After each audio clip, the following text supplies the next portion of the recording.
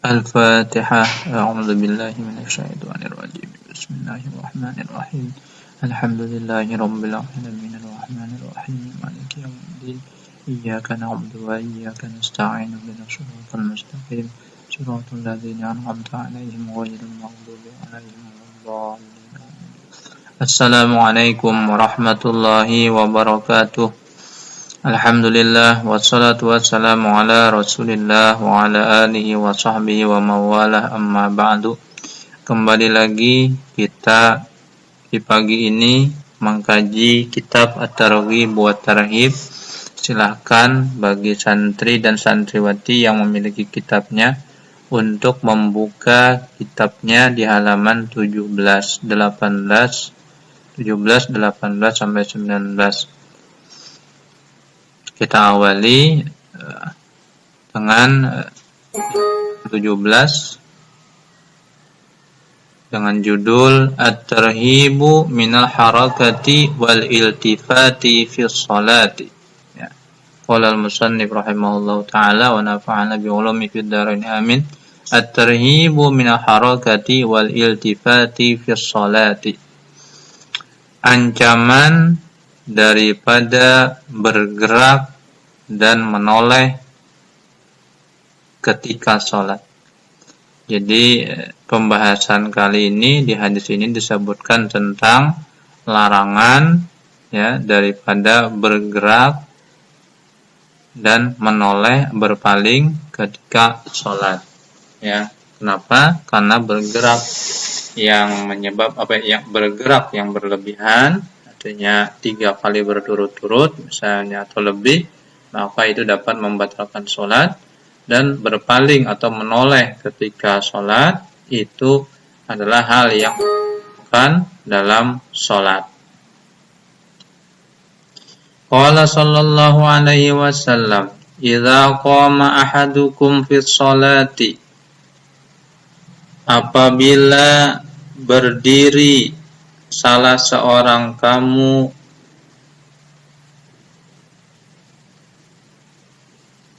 pada waktu sholat, fal yusakkin atrafahu, maka hendaklah dia menetapkan pandangannya, wala yatamayal kama yatamayalul yahud, dan janganlah dia menoleh ke kanan atau ke kiri sebagaimana menolehnya orang-orang Yahudi. Fa inna sukunal atrafi fi sholati, maka sesungguhnya ketenangan pandangan ketika sholat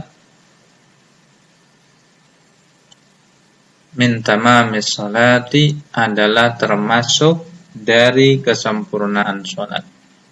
Jadi di hadis ini adalah larangan untuk kita menoleh-noleh ke kanan atau ke kiri di dalam sembahyang. Jadi orang yang sembahyang, orang yang sholat itu dia harus menetapkan pandangannya, menenangkan pandangannya hanya untuk sholat, yaitu apa? Menenangkan pandangan, memusatkan pandangan, yaitu ke tempat sujud. Jadi ketika sholat, dia hendaknya pandangan matanya adalah ke tempat dia sujud. Itu adalah sunnahnya. Dan memusatkan pandangan ke tempat sholat, itu adalah termasuk daripada kesempurnaan sholat.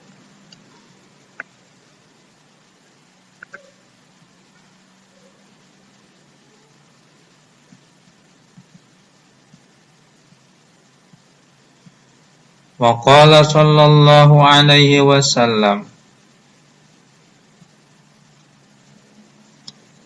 al-iltifatu fi sholati ikhtilasun yakhtalisuhu syaitanu min sholatil abdi.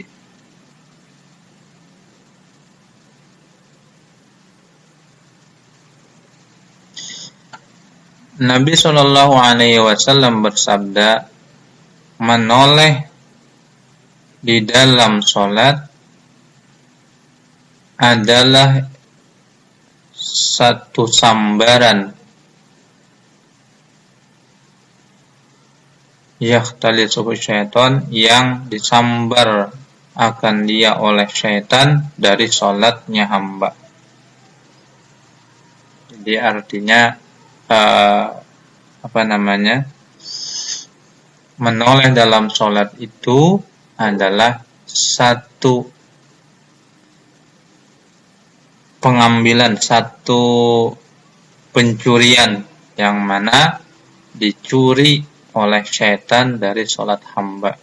Jadi orang yang sholat itu ketika dia menoleh ke kanan atau ke kiri secara tidak langsung, pikirannya itu dialihkan oleh syaitan sehingga dia tidak konsentrasi atau tidak fokus atau tidak khusyuk di dalam sholatnya.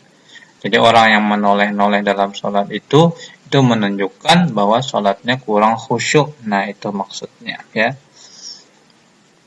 Wa innallaha, dan sesungguhnya Allah, la yazalu, selalu muqbilan, berhadap, alal abdi, atas hamba, fi sholati, di dalam sholatnya, malam yaltafit, selama dia tidak menoleh.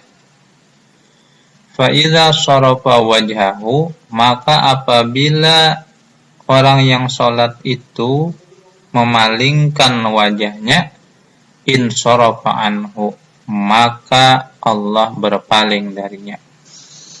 Jadi orang yang khusyuk di dalam sholat itu menunjukkan bahwa Allah memperhatikannya, berhadap kepadanya, dan dia berada dalam curahan rahmat Allah Subhanahu wa ta'ala. Tetapi sebaliknya, orang yang di dalam sholatnya dia menoleh-noleh ke kanan maupun ke kiri, itu menunjukkan bahwa sholatnya kurang khusyuk, menunjukkan sholatnya tidak khusyuk. Tidak khusyuknya seseorang itu menunjukkan bahwa Allah berpaling darinya. Selanjutnya, at-targhibu fi sholatil jama'ati wa tarhibu min tarkiha. Anjuran pada sholat jamaah dan ancaman daripada meninggalkannya. Jadi hadis berikut ini adalah menunjukkan tentang anjuran untuk melakukan sholat berjamaah dan ancaman atau larangan daripada meninggalkan berjamaah. Qala sallallahu alaihi wasallam, sholatul jama'ati afdalu min sholatil fardhi bi 27 darajatan. Sholat berjamaah lebih afdal daripada sholat sendirian dengan 27 derajat. Jadi artinya ya, sholat wajib yang kita kerjakan dalam berjamaah itu pahalanya 27 kali lipat dibandingkan dengan kita sholat fardu secara sendirian.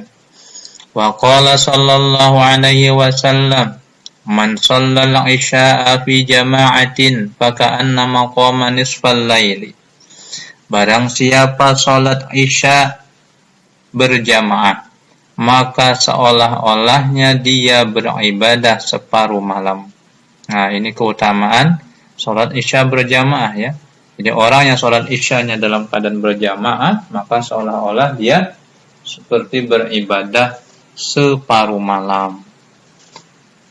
Wa man shallat subha fi jama'atin faka'annama shallal laila kullahu. Dan barang siapa sholat subuh berjamaah, maka seolah-olah dia sholat semalaman penuh.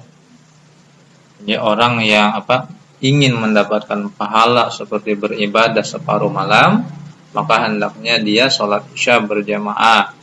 Dan siapa yang ingin mendapatkan pahala seperti orang yang beribadah semalaman penuh, maka hendaknya dia sholat subuh berjamaah.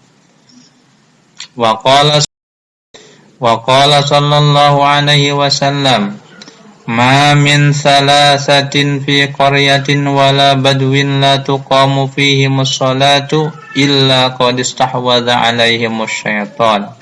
Fa'alaikum bil jama'ati fa inna ma ya'kulu dhi'bu minal ghanamil qasiyah.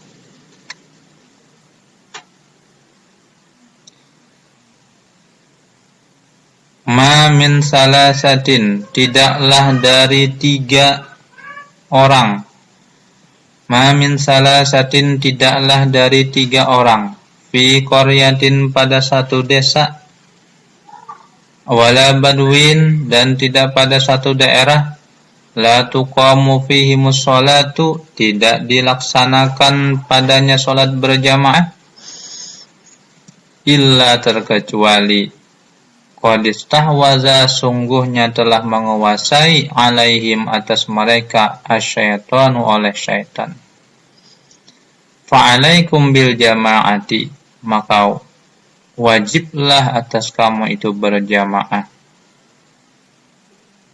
Fa innama, maka sesungguhnya, ya'kulu dhi'bu, memakan oleh serigala itu, minal ghanamil qasiyati, dari kambing yang terpisah dari kelompoknya. Jadi artinya ini menunjukkan, ya, sholat berjamaah itu adalah perkara yang sangat penting, sehingga dikatakan sholat berjamaah itu lebih utama daripada sholat sendirian. Pahalanya pun juga 27 kali lipat ganjarannya dibanding dengan sholat sendirian. Dan ibaratnya sholat sendirian itu sangatlah mudah untuk syaitan menguasainya atau mengganggunya dibandingkan dengan orang yang sholat berjamaah. Itu seperti perumpamannya seperti seekor serigala yang dia mudah memakan kambing yang terpisah daripada kelompoknya. Tapi kalau kambing itu terkumpul dengan kelompoknya, maka serigala tidak dapat memakannya. Ini perumpamaannya, ya. Wa qala sallallahu alaihi wasallam, bihasbil mu'mini minasyaqa'i wal khaybati, cukuplah bagi orang beriman, minasyaqa'i, dari mendapat celaka, wal khaybati, dan kerugian. Ayyasma'al mu'adzina, bahwa dia mendengar orang yang azan, yusawwibu bis salati,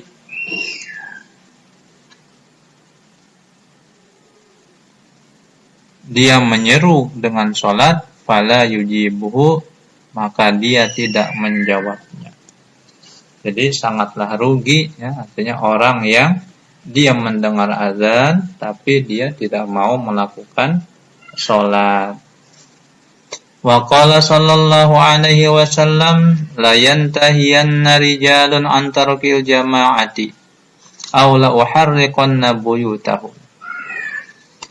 Sungguh berhenti oleh laki-laki daripada meninggalkan berjamaah, atau aku bakar rumah-rumah mereka. Ini satu istilah, ya, bahwasanya Nabi sangatlah menganjurkan untuk sholat berjamaah, sehingga dikatakan oleh Sidin, orang-orang yang meninggalkan berjamaah itu akan dibakar, akan Nabi bakar rumah-rumah mereka. Artinya Nabi sangat-sangat memperhatikan perkara jamaah ini kepada umatnya untuk selalu dikerjakan, jangan sampai ditinggalkan. Mudah-mudahan Allah Subhanahu wa taala memberikan taufik hidayah kepada kita untuk dapat mengamalkan wasiat atau nasihat daripada Nabi kita Muhammad sallallahu alaihi wasallam. Amin ya rabbal alamin.